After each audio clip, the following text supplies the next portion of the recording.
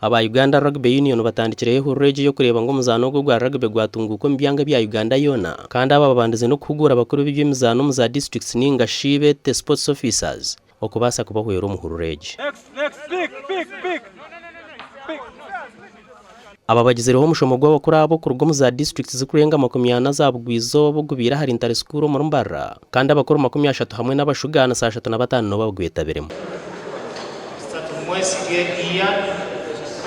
Abakuru abana bikiriza ngo kutunguka ko muzanogu no kugenda no kushoboka abo kugira ngo abantu bingine bagucenga kubikubugwa bahanda ngo kandi nibara rye sente kuongirweho konko mushomo wo gubahugwire kugwetegereza. First and foremost, I think kurakurana it needs support y'abantu.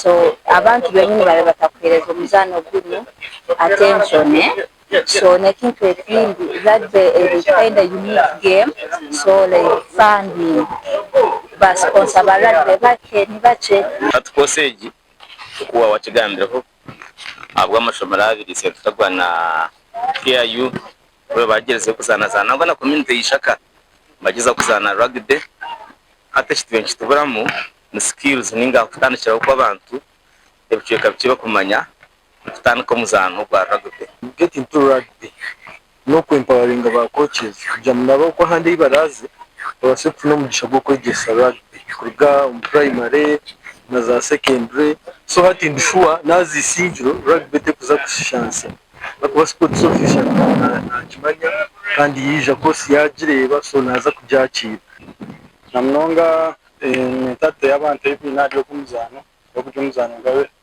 webhanda naki konkerizo ba cyabakiriya ba district sports officers bija bayirebya nagabo umuzano gungu basaka kuzana mu ngere nyingi kandi tugwebhanda kaba ko bakukigambo umuzano promoting health kubanga kijya kuyamba ko kongereza kuba coaches ba referee so that no muzano gumanyikirwa nnyo wao bofunye man power ngeyo abantu abo kugukocinga okugusomesa kubera gutukira dala mirandira jinyine na dare no moista ubwanyuma bahirwa mabarago kwezo mushomo kandi ba sports officers aba baraganisize kuwere Hurureji ubwo bari kutandikira mu mashomero gase niyo kwiko mu matendekero mu byanga byabo.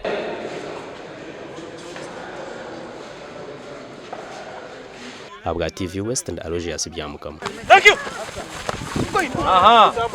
Okay.